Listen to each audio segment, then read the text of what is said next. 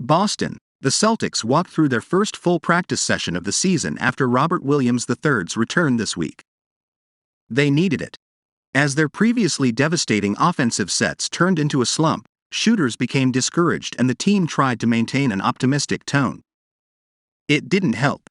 The offense hit rock bottom in Sunday's 95-92 loss to the Magic, shooting 34.8% from the field and 25.5% from three, and the defense faltered as they fell behind by 30 to the Pacers on Wednesday.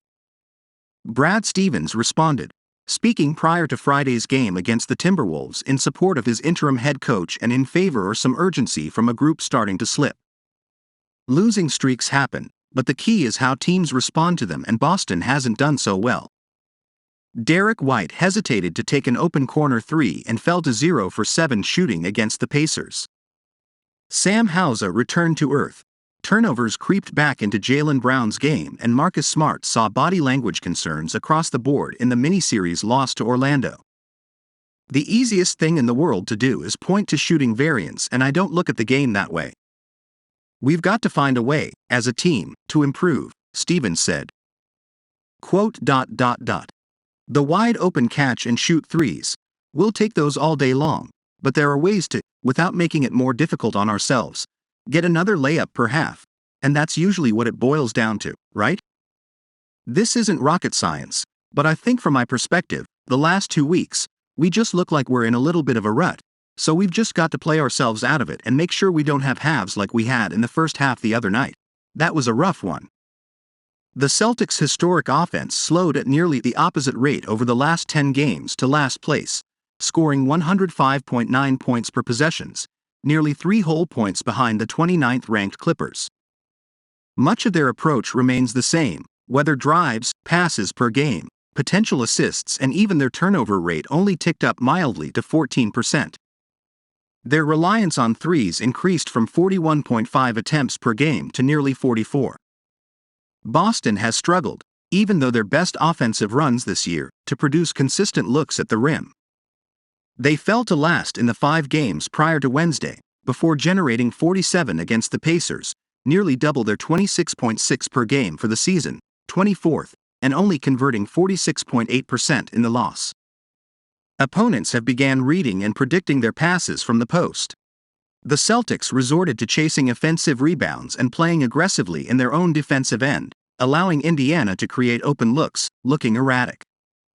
But first, if you're new to the Boston Celtics news channel, enjoy and subscribe now so you don't miss the latest Celtics news, which we're always bringing you firsthand here. Enjoy and like this video, so that YouTube keeps delivering you as the latest Celtics news.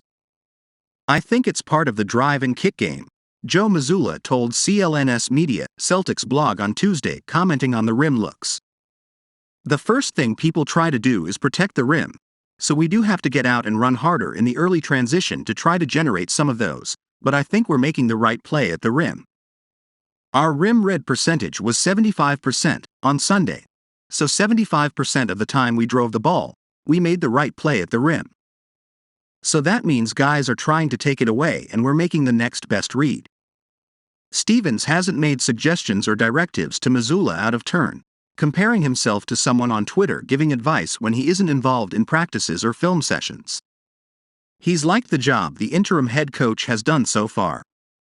His appearance at shoot-around seemed to signal an attempt to take some heat off Mazzulla, who has often leaned into not calling timeouts to stop runs and an optimistic public tone through the losses. Mazzulla said Boston played great through stretches of Sunday's loss to the Magic and followed that on Wednesday by saying he doesn't get concerned and trusts the team. The players have reacted differently, going from calling the Golden State loss one of 82 games, to playing out a blowout loss against the Clippers and showing some fatigue upon returning to Boston. Jason Tatum noted the games not feeling as fun late during that stretch, before missing Sunday's game for personal reasons, while Marcus Smart noticed teammates pressing and looking dejected after misses. Grant Williams saw the Celtics falling into old habits to begin the streak. I think we're putting a lot of pressure on ourselves, Smart told CLNS Media Celtics blog. We played so high for a period of time, I think we kind of expected to play like that, and it's not going to happen. We're not going to shoot the way we've been shooting and playing the way we've been playing all the time. We're gonna have games like this. We knew it was gonna even out for us. We've just gotta go out and play. We definitely have been pressing these last couple of games trying to be perfect. The main thing for us is the body language. You can tell. We'll miss a shot we usually make and we'll just looking like, what the is going on?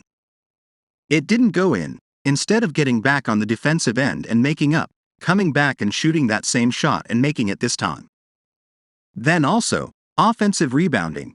We're allowing guys to sneak up under us. What we usually do to other people, they're doing to us. Those two signs right there let us know how much we're pressing. Malcolm Brogdon didn't notice anything at shoot-around or in the day leading up to Wednesday's game that would indicate why they didn't show up.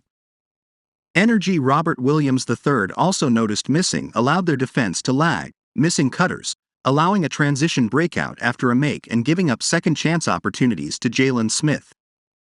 Williams III being able to play 22 minutes and closed bolstered the defense in the second half, where the Celtics allowed only 93 points per 100 possessions. They haven't established rhythm and consistency on that end while prioritizing offense early in the season though, leading to slip-ups where Indiana shot 50.9% in the first half and scored 42 points in the first quarter. Offensively, it's noticeable how much teams drew from what the Warriors and Clippers did successfully on defense to slow the Celtics' 5-out offensive attacks. They both had personnel to switch often, while Orlando and Indiana instead relied on collapsing and scrambling, shuffling shots toward White, Hauser, Smart and Al Horford. They've combined for 20.1 three-point attempts per game, nearly half of the team's looks each night, compared to 18 prior. Those four fell from 42.8% to 28.4% from three. Brogdon, who's held on scoring 14.0 points per game on 42.4% shooting, can be part of the solution, Stevens thinks. If they can't right themselves internally, a trade could emerge. We haven't been the best offensive rebounding team in the world. We haven't been great at turning people over this year, so we're not getting runouts and we've got to get some shots at the rim and some drives to get to the free throw line, he said. Brogdon's one of our better guys at doing that,